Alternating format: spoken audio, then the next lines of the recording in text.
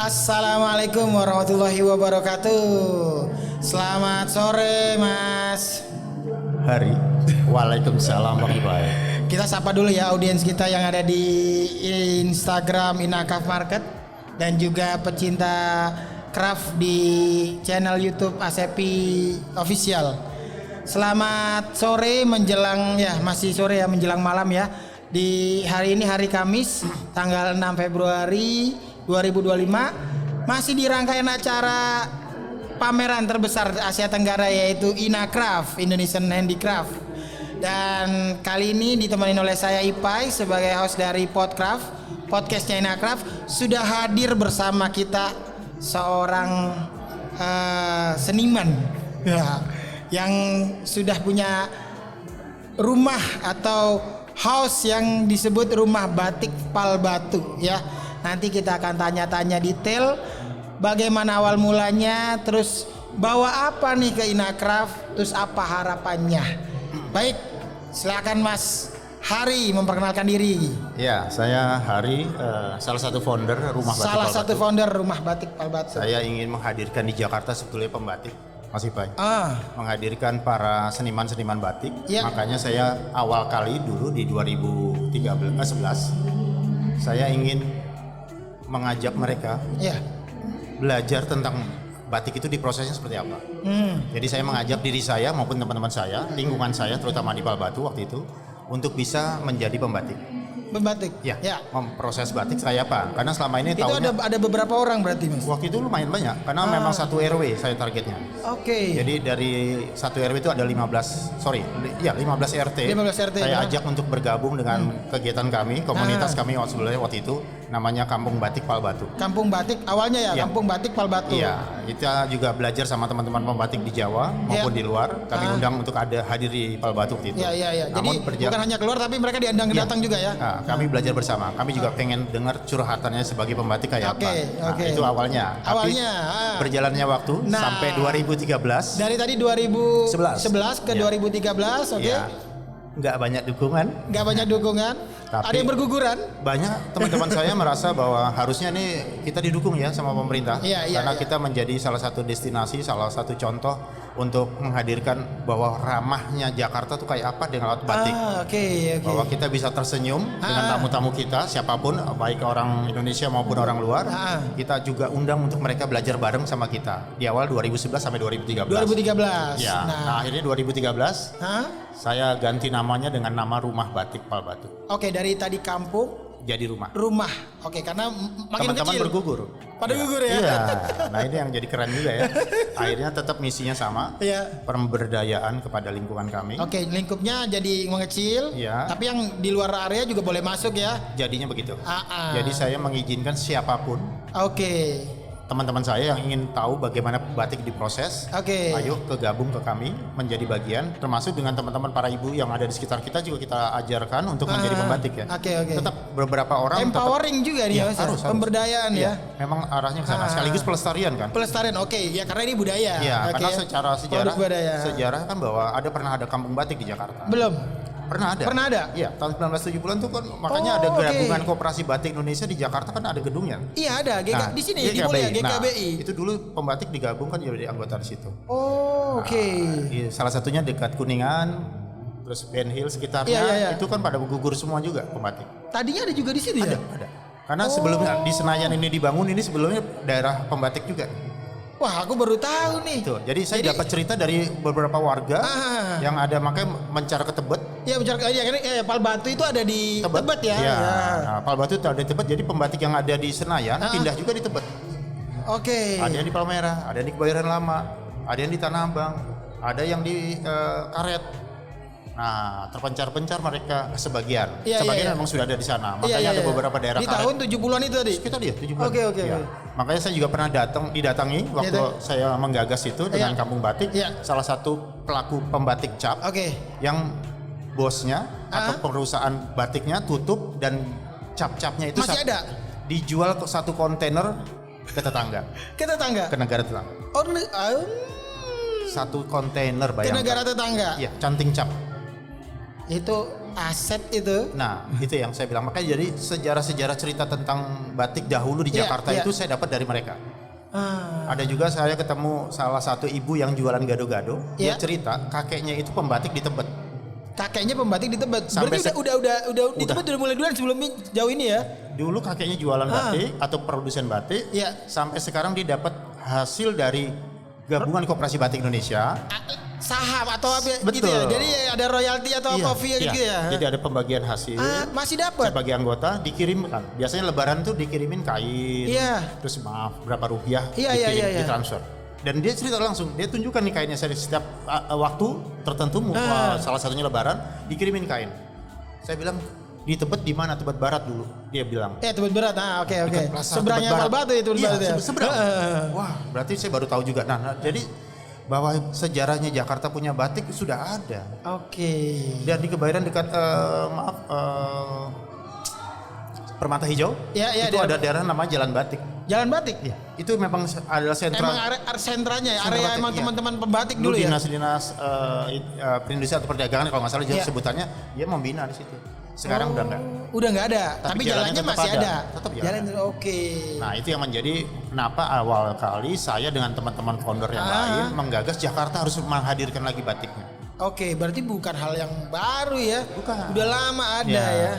Nah, ini yang menarik kan bahwa kita sekarang sebagai generasi penerusnya harus menghadirkan lagi, bisa nggak? Nah itu memang tantangan. Kalau memulai gampang, meneruskan, melestarikan itu PR-nya sebenarnya. Makanya saya dengan Rumah Batik Palbatu sekarang saya ajak teman-teman muda, anak-anak muda menjadi bagian dari tim saya. Sehingga Rumah Batik Palbatu salah satunya mungkin dikenal sebagai tempat edukasi batik. Dan salah satu dan memang yang diinginkan itu kan ya sebagai salah satu tempat edukasi batik di Jakarta. Dan yang datang nggak cuma orang Indonesia ternyata dari luar. Karena Jakarta ini kota global. Besar kota global. Bahkan jadi dari yang di luar Jawa pun hadir untuk belajar batik. Itu yang menjadi menarik dan saya bisa menularkan bagaimana batik itu dibuat. Nah, awalnya hanya sebagai edukator aja. Itu ya awalnya. Lalu selanjutnya setelah itu saya sering diundang untuk kurasi kan. Karena nama udah mulai dikenal sedikit-sedikit. Kurasi produk berarti dong. Produk saya belum banyak. Karena saya lebih sibuk dengan mengedukasi. Saya lebih banyak banyak sekali warga Jakarta melek batik. Benar. Selama ini yang dia tahu batik semua itu motifnya batik. Betul. Dia bilang batik padahal yang perlu diketahui bahwa yang prosesnya benar yaitu proses batik baru namanya batik. Betul. Karena batik kan proses, bukan ending produk kan. Tapi nggak semuanya tahu. Betul. Teman-teman kita di Jakarta ini yang punya sedikit kecintaan terhadap batik, tapi yang dia beli kurang tepat. Yaitu batik printing lebih banyak. Tekstil. Betul, yang ada motifnya aja. Kalau bukan batik sudah. Kami sebutnya gambar batik. Kami sebutnya batik tiruan. Nah, disebutnya batik tiruan. Karena hanya memindahkan motif saja. Tidak mau melakukan proses yang sudah diwariskan. Benar. Karena emang itu tadi ada proses itu. Awalnya situ. Kalau bahasa Jawanya yang saya tahu tuh ngemban titik ya. Jadi karena satu-satu. Dulu batik, kan tulis ya. Batik itu ngemban titik satu-satu ya. Amba dan titik. Dia menulis dan titik. Nah, itu pengertiannya itu yang harus dipahami oleh warga Jakarta, makanya saya fokus di edukasi. Berjalan waktu, proses produksinya tidak banyak, saya tingkatkan agar bisa ikut kurasi. Agar teman-teman yang sudah belajar bisa berkarya. Betul. Saya bisa tunjukkan hasilnya. Agar bisa dikurasi juga, peningkatan kualitas juga dinaikkan. Benar. Sekaligus juga ada inovasi. Nah, salah satu yang saya gerakan inovasinya adalah batiknya kontemporer. Berarti ini desainnya. Motifnya kontemporer. Prosesnya tetap pakai malam panas. Pakai malam panasnya benar. Pakai canting tetap. Itu harus kita jalankan. Motifnya atau desainnya kontemporer. Nah, ada juga bawa khas Jakartanya juga. Ada sebagian besar saya bawa juga tapi saya tidak melulu hanya itu karena saya lihat teman-teman pembatik yang memang memproduksi kadang-kadang produksinya nggak di Jakarta. Produksinya nggak di Jakarta, benar. Tapi motifnya banyak sekali Jakarta. Nah, itu saya nggak mau mengikuti. Sudah ada. Saya nggak mau meniru, malah bakal jadi pesaing lagi, malah lebih berat buat teman-teman saya yang berjalan. Benar. Saya coba bergeser sedikit. Jadi tidak menyatakan bahwa ini batik Betawi yang seperti umumnya, tapi lebih kepada batik Jakarta kontemporer. Jadi bukan di katakan juga rumah batik Betawi ya, lebih batik Jakarta kontemporer. Iya, karena motifnya gitu. Juga tidak saklek pakemnya itu ya. Iya, walaupun tetap ada karakter-karakter. Itu ada karakternya ya. Kekerasannya Jakarta tetap masih dibawa karena kan di Jakarta. Betul. Okay. Salah satu kayak kembang goyang. Kembang goyang benar. Saya bikin namanya batik Sekar Jagat Kembang Goyang. Oke, berarti ada Sekar Jagat sama kembang goyangnya. Saya kombinasi. Tapi Sekar Jagatnya saya ambil yang modern. Karena saya ambil konsep map art. Jadi karena sekar itu artinya peta ya. Benar, bahasa peta. Belanda. Benar. Itu yang saya coba lakukan. Nah itu alhamdulillah berjalan Mas. Ya kan dikurasi kan. Ya, terus akhirnya lolos lah. Makanya saya ada beberapa jadi anggota juga Dekranas Jakarta Selatan maupun Dekranas DKI masuk. Betul. Terus juga masuk bagian dari Dinas PPUKM. Benar. Nah itu alhamdulillah ya. Ya artinya tim saya berkembang. Namun perjalanan waktu lagi pandemi kan kita ketemu. Nah itu yang pasti PR itu ya, hampir semua sih ngalamin ya. Pasti itu ada kayak kita hibernasi itu ya. Diem bingung mau ngapain. Betul. Gitu ya kan. Makanya kalau di pandemi saya belajar tentang bagaimana saya berjualan itu waktu itu berpameran maksud saya. 1 bulan full menjual kain atau memamerkan atau menawarkan kain tidak gampang. Dan memang kendalanya adalah mereka fokus pada mungkin untuk urusan makan, kesehatan karena habis pandemi. Bertahan untuk kebutuhan yang lain. Sedangkan untuk belanja kain belum. Itu saya belajar dari situ. Setelah ini harus punya produk fashion. Dari situ tuh ya. Berarti awal stimulusnya ya. 2011 ke atas. 2011, 2012, 2013, 14 baru naik terus saya. Dari target hanya berapa puluh fashion potong sampai 1000 potong sampai 2000 potong. Targetnya itu. Dan alhamdulillah sampai sekarang berjalan terus ya. Jadi ya udah lewat pandemi artinya survive kan ya. Harus bisa lolos. Iya, harus lolos ya. Kalau nggak lolos nggak ada di sini nih. Nah, itu yang beratnya sebagai pengrajin di Jakarta. Iya.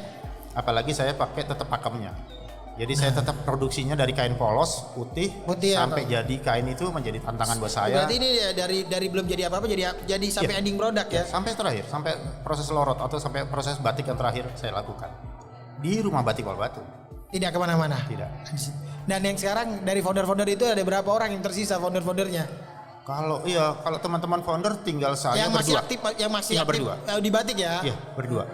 Iya. Makanya saya ngelibatin puluhan teman-teman muda yang memang pernah terlibat di saya karena tempat saya juga tempat bagian daripada tempat magang mereka. Banyak yang sekolah, ada yang kuliah. Magang dulu tempat saya, setelah itu mau lanjut dong, boleh nggak sini Pak? Boleh. Anda berkarya di sini, saya izin. Karena justru kesempatan saya bisa menularkan lebih jauh lagi. Mudah-mudahan mereka sukses ke depan mau buka usaha. Betul. Begitu. Dan tetap terlestarikan, ya kan? Itu kan tujuannya, arahnya gitu. Karena kalau sendirian nanggungnya berat. Benar kan ya Mas ya?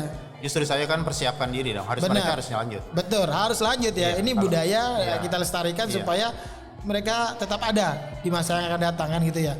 Karena tujuan awalnya rumah batik atau kampung batik dulu kita bikin itu. Iya. Pelestariannya jalan, pemberdayaannya jalan. Nah sekarang lebih kepada mengembangkan lagi batik ke arah anak muda. Nah itu yang sekarang nih ya. Iya. Agar menjadi sasarannya kami adalah anak muda, makanya kami bikin lebih kontemporer, lebih sesuai karakter lebih sesuai mereka. Zamannya lah ya. Iya. Karena memang yang tadi yang ngambil tetap dengan pakemnya ada. Iya. Nah yang ini kan ngambil yang mengikuti anak muda sekarang nih. Iya bahasanya kan gini Mas. Kalau Jakarta saya Walbatu namanya kan bersaingnya nasional. Betul.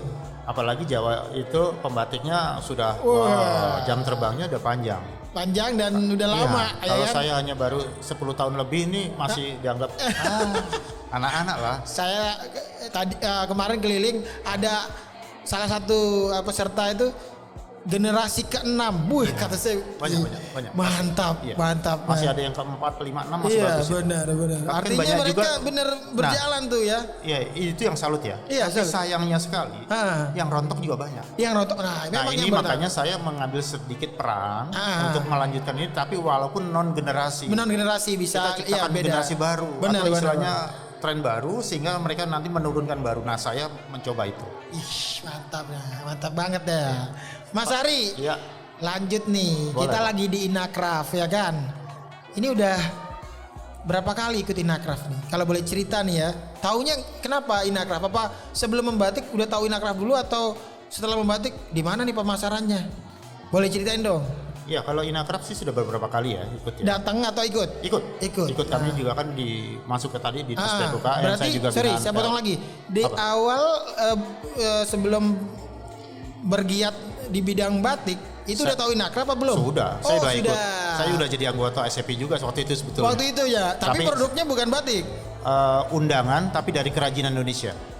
Wedding, undangan pernikahan. Kartunya atau apanya? Ya, jadi undangannya dalam bentuk sangkar burung, kaleng kerupuk, bambu, anyaman, dompet, tas, segala macam itu dari. Itu undangan yang masuk sekalang paper itu, tapi undangnya pakai bentuk yang lain ya? Iya.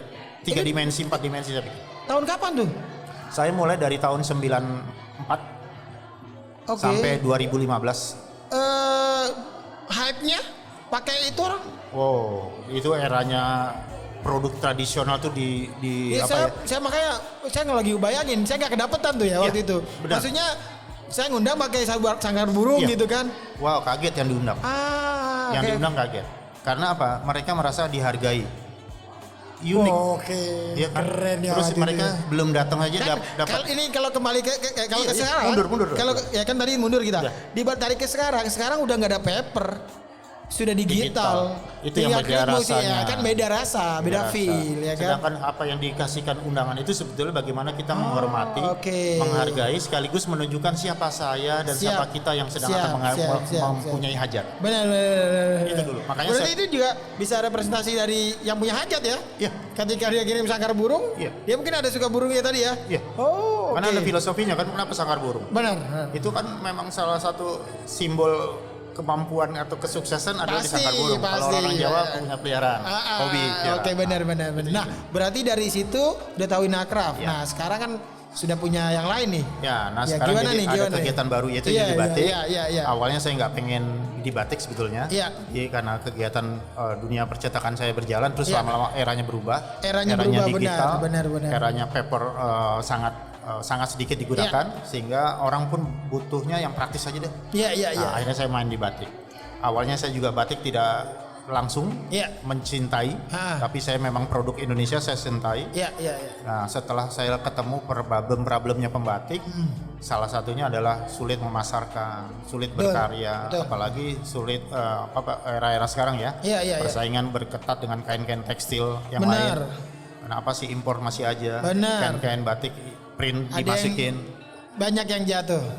Nah, makanya saya pengen bisa bertahan bagaimana. Saya pengen berusaha memberi sebuah pandangan baru kepada teman-teman yang baru generasi bahwa pakai seni lah, pakai hati lah dikerjakan. Pasti ada bisa. yang beda lah, pasti bisa ya. Pasti bisa. Nah, udah pernah diajak di Inakraf sebelumnya? Oleh dinas. Nah, bagaimana responnya waktu itu awal-awal? Karena kan itu masa-masa sebelum, kalau sekarang kan nih setelah pandemi kemarin kan banyak sekali teman-teman dari dinas. Kalau sekarang kan mandiri nih, sendiri kan, satu sendiri. Sebelum kan dibawa dinas, ya kan ada. Ini boleh ceritain nih pengalamannya nih. Pengalaman gini, kalau buat teman-teman yang kebetulan diundang sama dinas nih banyak sekali nih ya. Iya, benar. Saya lihat semua ada di Hall B aja banyak sekali. Iya, benar. Terus dari beberapa tempat khusus untuk kalau bisa berusaha mandiri. Kenapa? Dari sisi bagaimana sih kita menjadi lebih besar, harus berani ngambil keputusan yang lebih besar juga. Kalau kita selalu menunggu dari bantuan pemerintah atau menunggu dukungan dari dinas-dinas, kapan kita berani maju? Harapan saya teman-teman pembatik atau khususnya pembatik ya, tapi untuk khususnya atau umumnya apapun produknya, ayolah belajar mandiri lah. Karena kalau cuma selalu disuapin, kasih fasilitas, kasih semua sarana, terus kita nggak mau mencoba ya, artinya berusaha untuk bisa mandiri, ya kita nggak tahu pasar seperti sebenarnya loh. Karena kadang-kadang maaf, kalau digabung begitu terus yang beli orang dinas juga percuma dong. Betul, nggak tepat sasar ya juga ya. Nggak tepat, karena walaupun itu benar. Benar, tapi yang diharapkan bukan itu kan. Lebih besar dong. Lebih besar. Orang dinas, saya bersyukur kalau ada teman-teman banyak langganan oleh orang dinas, tapi harus lebih besar. Betul. Lebih besarnya seperti apa tadi? Kalau dengar cerita Mas Ari, aku jadi ngeliat ceritaku juga sama modelnya begitu. Ya diajak dinas ya kan. Akhirnya ya decide memutuskan untuk mandiri. Ya kan? Dan ketika mandiri memang ya banyak persiapannya, benar kan ya? Effortnya banyak, biayanya juga banyak, tapi ada puasnya ya kan. Tadi karena kita punya sendiri, jadi ada harapan yang lebih besar akan datang, walaupun mungkin nggak hari ini. Iya. Mungkin untuk nanti atau kapan betul, ya. Tapi betul, feelingnya kita betul. udah punya prediksi 3 bulan lagi pasti ada hasilnya nih. Siap. Asumsi saya ya, maaf. Oke. Karena dengan begini kan saya juga tunjukkan di sosial media juga. Benar. Lihat. Nah, semua dipakai lah jalur-jalur yang digital apa kan ya. Semua dipakai. Termasuk podcast ini kan. Yes. Mudah-mudahan nih yang nonton ya. Banyak. Jadi termotivasi juga nih. Tadi yang sudah sering dibantu harus mandiri, coba mandiri kan ya. Karena beda. Kita bisa berhitung secara benar. HPP-nya kita berapa sih? Betul. Harga jual kita normal atau sadar apa enggak? Kalau memang kita dikasih saran sama pengunjung atau pembeli kita, ya terima. Yes. Kita dapat masukan benar. agar kita lebih baik lagi. Karena kita butuh feedback itu. Jadi kita ya idealis juga perlu dengar masukan juga. Benar. Karena kita mau pasarkan ke market yang tepat gitu ya. Betul. Kali ini di Inakraf bawa apa nih? Ini ya. Iya, Jadi ini udah dipajang nih. Kita mau dengerin nih. Apa ini? Ini sebuah inovasi saya karena saya lihat juga beberapa teman-teman pengrajin atau crafter atau pencinta batik seringkali menggunakan kain batik yang lebar besar dijadikan sebuah produk. Entah tas, entah pouch, entah dompet, entah baju. Nah, saya nawarin yang mereka-mereka ini kalau bisa tidak perlu beli yang 2 meteran. Tapi beli yang kecil saja. Sesuai kebutuhan. Dimensinya sesuai, bisa tas berapa senti ya kan? Betul. Jadi motifnya juga pas ya. Jadi tidak perlu beli yang besar-besar. Cukup yang sesuai kebutuhan. Dipilihlah ukuran yang tepat untuk produk apa. Jadi lebih enak kan? Tidak menyisakan potongan kain. Kadang-kadang ya. Saya aja lihat, saya cuma mau butuh list di kiri doang, ya kan? Nggak full nih semuanya, biar ada kesannya lebih kekinian lah ya. Bisa pakai kain sebesar ini. Ini salah satu contohnya kan? Iya. Gitu. Jadi dengan batik panel ya. Kita sebutnya batik panel. Jadi karena ini kayak panel-panel gitu ya. Kotak-kotak gitu ya. Ada ukurannya. Ukurannya yang 35-35 cm. Seukuran sapu tangan. Ya, bisa jadi buat cover notebook atau sketchbook atau cover book ya. Itu bisa kan? Atau bisa untuk di frame ini? Iya, ini buat di atas meja ya kan. Atau buat souvenir? Bisa juga. Atau malah yang maaf ya. Dari yang ukuran 35, 105 juga ada. Nah, jadi ada banyak pilihan kan? Ini ya satu berarti ya custom batik bisa sesuaikan ukuran. Bukan hanya harus menjadi pakaian. Iya. Atau menggabungkan dua unsur tadi. Bisa untuk pakaian, tapi juga bisa untuk produk yang lain, semuanya tasnya. Jadi satu series. Iya kan? Benar. Iya kan, jadi produk ini yang ada kan biasanya kapelan ya. Ini sama tasnya sama ya. Oke. Bahkan bisa buat cover sepatu atau tas atau pouch satu dompet silakan gitu. Atau tas tote bag-nya juga bisa gitu. Nah, ini yang saya ajak supaya teman-teman kreatif di luar sana, ayo manfaatin nih produk kami gitu. Dan kita bisa berkolaborasi, itu tujuannya kan. Ini salah satu emang yang menjadi tema Inakraf kali ini. Sustainability dan collaboration. Nah, ini kolaborasi nih. Mudah-mudahan para pengusaha UMKM yang di bidang batik ya bisa lihat ya, bidang craft ya kan. Ya, craft ya biar dikombinasikan, dikolaborasikan, bisa datang nih ke booth-nya Rumah Pal Batu ya. Di mana? Hall B nomor 218. Nah, kemarin sih aku udah mampir. Memang namanya batik Pal Batu tapi nggak sebagaimana yang lainnya. Saya mau tampil beda dong. Nah, itu memang itu menarik sih. Yang tadi saya lihat bisa jadi frame, bisa jadi wall hanging atau wall decor. Jadi kayak gini kan. Kita bisa display langsung beres. Keren. Ini di booth saya display makanya bahwa dengan satu lembar kain sebesar ini bisa jadi menarik kan kamar kita atau tempat kos kita atau dan apartemen masih kita. ada unsur budaya kita. Dan ini tetap original batik. Mantap. Keren. Oke, Mas Hari. Ini kan banyak nih teman-teman anak muda. Tadi Mas Hari juga sebut tuh. Saya bakal ngajak anak-anak muda nih untuk menjadi bagian dari pergerakan ini, ya kan? Buat teman-teman boleh kasih saran dong ke teman-teman yang muda ini buat yang mau pertama kali berkecimpung nih ke bidang craft atau bidang kerajinan. Apa saran Mas Hari? Sesuai harapan saya bahwa batik harus ada pelanjutnya. Batik harus ada yang meneruskan. Makanya saya ajak anak-anak muda datang ke Rumah Batik Pal Batu itu untuk belajar dulu deh. Siap. Kenali dulu proses batik yang paling mudah. Seukuran yang sapu tangan pun bisa kok. ukuran 50 kali 50 cm sebesar ini juga bisa, ada kelasnya kok. Ada kelasnya ya. Iya. Jadi nggak harus yang bikin yang 2 meteran pun. Walaupun ada juga kelas 2 meteran. Sebesar ini kan bisa dibuat. Nah, dengan mengenal proses batik, Anda akan berani menentukan saya mau jadi pembatik atau saya mau jadi orang kreatif di dunia batik atau hanya fashion atau jadi penikmat juga tapi benar batik. Bukan bukan yang lain. Bisa beda mana batik yang asli. Benar, setuju. Karena tadi banyak yang belum tahu. Belum batik. Belum kenal batik. Iya, itulah harapan saya ya buat anak muda. Makanya saya buka pintu Rumah Batik Palbatu Senin sampai Sabtu. Senin sampai Sabtu di mana? Boleh kasih tahu? Di Jalan Palbatu 1 nomor 6. Palbatu 1 nomor 6. Iya. Atau bisa lihat di sosmednya, boleh di-mention? Boleh lihat aja di rumahbatik.palbatu.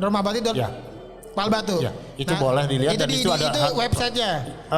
Itu apa? IG-nya, Instagramnya. Websitenya juga Rumah Batik Palbatu pasti. Siap. Ya, pokoknya lihat situ boleh DM, tanya-tanya. Boleh DM, nanya-nanya ya.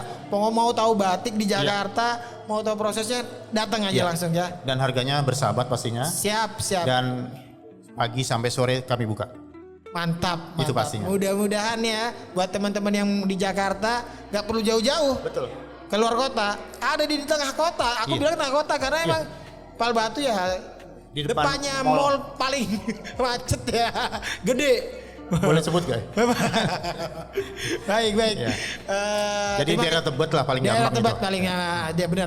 Nah, oke, senang banget sih banyak cerita nih dari Mas Arif, banyak inspirasi karena emang ya di Jakarta kota besar ini ya kalau nggak beda tidak ada pilihan ya kan ya lewat gitu kan. Nah ini dengan pilihannya ini ada eksis nih, mudah-mudahan kita mendoakan semoga Mas Ari dengan timnya terus maju, terus melestarikan yang sudah ada sehingga ya generasi yang akan datang tahu bahwa ada batik yang bisa dilestarikan. Dan saya berharap itu tadi pembatik atau para perajin di Jakarta ini khususnya dulu deh, Jakarta dulu. Yang Jakarta dulu, nggak usah jauh-jauh. Ayo deh kita kolaborasi deh.